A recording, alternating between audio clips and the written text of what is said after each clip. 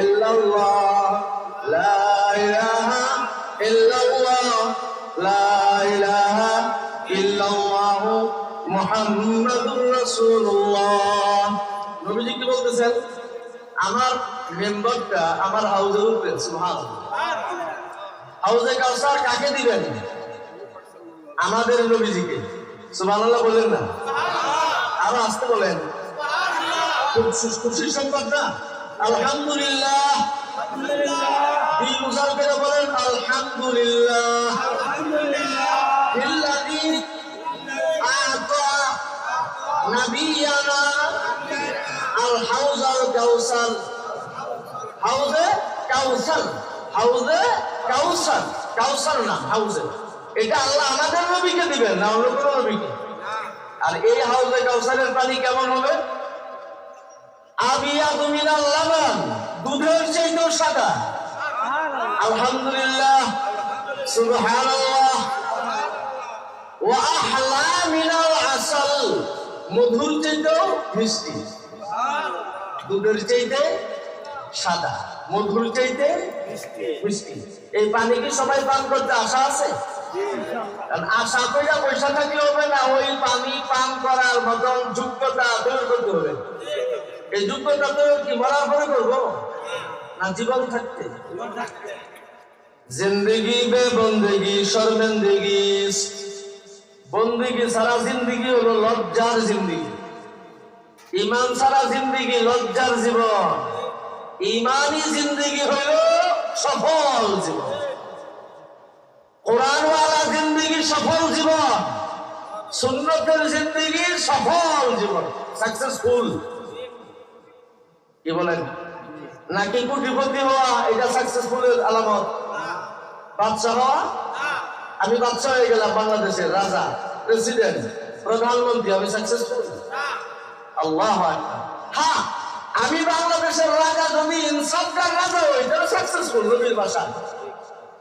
আর যদি আমি জালেম শাসক হই তাহলে পরিপূর্ণ ব্যর্থতা। নবীজি বলেছেন কাল কিয়ামতের ময়দানে আমার কাছে সবচেয়ে ঘনিষ্ঠ থাকবে ইমামে আদেল, ন্যায়পরায়ণ বাদশা। এবং আরশের ছায়ার নিচে আল্লাহ তাআলা 7 শ্রেণীর মানুষকে জায়গা দিয়ে দিবেন। উম্মতের নাম্বার 1 ইমামুন আদিলুন, মানে ন্যায়পরায়ণ ইমাম, শাসক, রাজা। রাজাও নাম্বার আউয়াল, 1 নাম্বার 1 ইমানদার, এবং সে জান্নাতে যাবে। আবার রাজা হয়েও জাহান্নামে যাবে যদি সে জালেম হয়, সে যেই হোক। কিন্তু যদি আপনি ইমানি জিন্দেগি মানে কি? কোরআনের জিন্দেগি, সুন্নতের জিন্দেগিকে ইমানের জিন্দেগি বলা হয়। কোরআন সুন্নাহর জিন্দেগিকে ইমানি জিন্দেগি বলা হয়। আমার জীবনের কোন অংশ কোরআন সুন্নতের বাইরে না, চালাবো না। কারণ আমি কার প্রেমে বলেছি? আল্লাহর প্রেমে। বলেন কার প্রেমে? যখন বলেছি লা ইলাহা ইল্লাল্লাহ, লা ইলাহা ইল্লাল্লাহ, লা ইলাহা ইল্লাল্লাহ মুহাম্মাদুর রাসূলুল্লাহ। আমরা আল্লাহ এবং আল্লাহর রাসূলের প্রেমিক। আমি কোন নেতার প্রেমিক না, আমি কোন নেত্রীর প্রেমিক না, আমি কোন চেয়ারম্যানের প্রেমিক না, কোন মেয়রের প্রেমিক না। আমি আল্লাহ এবং রাসূলের প্রেমিক। তবে নেতা নেত্রী যদি, নেত্রী বলি না আমি, নেতা যদি, কারণ মেয়েদেরকে আল্লাহ তাআলা নেতৃত্ব দেওয়ার জন্য সৃষ্টি করেন না। আমার কথা না আল্লাহর কথা। দুনিয়া তো আমার কথা আল্লাহর কথার বিরুদ্ধে চলছে। আর আপনারা কোথায় যাবেন বলেন? দুনিয়া তো আল্লাহর কথার বিরুদ্ধে চলছে, আর আমি আল্লাহর কথাটা নকল করলাম। এটা আমার কথা না, কথা কার? আমি কার কথা নকল করলাম শোনাবো। আল্লাহ বলেন আর-রিজালু কাওয়ামুনা আলান নিসা বিমা ফাদ্দালাল্লাহু বা'দাহুম আলা বা'দ ওয়া বিমা আনফাকু। এই আয়াতের সরল তরজমা অনুবাদ হইল যে পুরুষগণ নারীদের উপর কর্তৃত্ব, নেতৃত্ব এবং হুকুমদারি করে। নারীরা পুরুষের অর্ডার মানবে, নারীগণ পুরুষের অধীন, নারীদেরকে ইনকাম করে কামাই করে খাওয়াবে পুরুষরা, নারীরা পুরুষদেরকে কামাই করে ইনকাম করে খাওয়াবে, এটা ইসলামের কোনো বিধানে নাই। আমার আমল এটার বিপরীত থাকতে পারে, তাই বললাম কোরআন তো পরিবর্তন হবে, কোরআন কোরআনের জায়গায় থাকবে। আমি সত্যটা উম্মতের কাছে কেন গোপন করবো? আল্লাহ তো নিষেধ করছেন, ওয়ালা তাকতুমুল হাক্কা, সত্য বিষয়কে গোপন করো না, ওয়া আনতুম তাআলামুন, জেনে শুনে। জেনে শুনে কি সত্য গোপন করার অনুমতি আছে? তাহলে আমি কেন করবো? বলে সত্যটা বলতে হবে।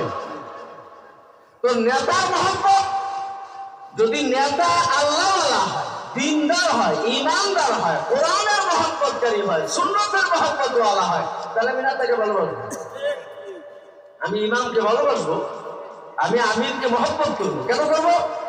সে বাদশা কারণে, সে মিনিস্টার কারণে, সে আল্লাহর গোলাম। ও ভাই, আপনি ইমাম ঠিক আছে, কিন্তু আপনি কিন্তু জাতির গোলাম। যে যত বড় নেতা সে তত বড় গোলাম রাষ্ট্রের। আজকে কি নেতারা গোলামী মনোভাব নিয়ে চলে? না না না, নেতারা তো চলে দেশের মালিক, সে এই মনোভাব নিয়ে চলে, জনগণের মালিক, জনগণের সবকিছুর মালিক সে, দেশ এবং দেশের সম্পদ তার ফাদার্স প্রপার্টি মনে করেছে। একজন নেতা সে ইনসাফদার নেতা তখনই হবে যখন তার অনুভূতিতে এটা থাকবে যে আমি রাষ্ট্রের বড় একজন সেবক, আমি রাষ্ট্রের বড় একজন গোলাম। সাইয়্যিদুল কওমে খাদিমুহুম, কওমের সর্দার, কওমের খাদেম। যে যত বড় লিডার সে তত বেশি সেবা দিবে জাতিকে। এমন নেতা আল্লাহর নবীর কাছে থাকবে কিয়ামতের ময়দানে। এই যে আমাদের অন্তরে কার মহব্বত? আল্লাহ এবং রাসূলের মহব্বত, ঠিক কিনা? ঠিক, সম্পূর্ণই ঠিক কথা। আর-রিজাল কাওয়ামুনা আলান নিসা। আচ্ছা, নারীরা পুরুষের অধীন কেন? দুই কারণে। মৌলিকভাবে কয় কারণ? ভালো করে শুনেন, মৌলিকভাবে কয় কারণ? এক নম্বর কারণ, আল্লাহ বলেন যেহেতু আল্লাহ তাআলা পুরুষগণকে নারীদের উপরে বিভিন্ন দিক থেকে মর্যাদা প্রদান করেছেন এবং অগ্রাধিকার দিয়েছেন। দৈহিক শক্তির দিক থেকে একজন নারী বেশি শক্তিমান না পুরুষ? আকল, বিবেক, বুদ্ধি, বিবেচনা, এদিক থেকে একজন নারীর বেশি শক্তি, বিবেক শক্তি না পুরুষের? নারীদের আকল পুরুষের অর্ধেক। এই জন্য ইসলামী আদালতে মামলার সাক্ষী কয়জন পুরুষ লাগে? দুইজন। দুইজন পুরুষ না থাকলে একজন পুরুষ আর কয়জন নারী লাগে? ওই দুইজন নারী একজন পুরুষের সমান, ঠিক না? ওয়াস্তাশহিদু শাহিদাইনি মিন রিজালিকুম ফাইন লাম ইয়াকুনা রাজুলাইন ফারাজুলুন ওয়া ইমরাআতান আন তাদিল্লা ইহদাহুমা ফাতুযাক্কিরা ইহদাহুমাল উখরা। তোমরা দুইজন সাক্ষী তলব করো কোর্টে, দুইজন পুরুষ সাক্ষী। দুইজন পুরুষ যদি না থাকে তো একজন নারী আর দুইজন, একজন পুরুষ আর দুইজন নারী। দুইজন নারী কেন? এ কথা আল্লাহ বলে দিয়েছেন। হাকিমের কাছে যখন তিনি সাক্ষী পেশ করবেন তো একজন নারী